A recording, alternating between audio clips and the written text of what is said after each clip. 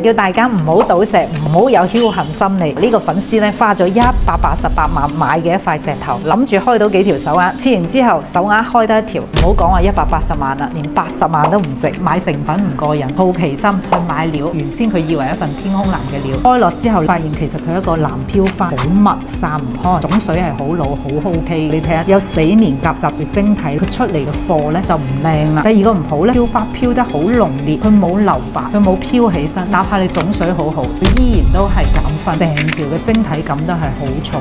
純嘅手鐲完美度唔高，佢亦都大打折扣。我哋揾咗個完美嘅地方做嘅球，水路好好，但係佢嘅晶體呢都係好明顯。呢一串成個珠卡到11點幾12嘅珠，咁呢條珠呢完美度係 OK， 我哋都打到20，大概手鐲加珠50左右。呢一紮料同佢出咗一啲小件，平安扣老豆素衣觀音花過180萬，唔到80萬嘅價錢。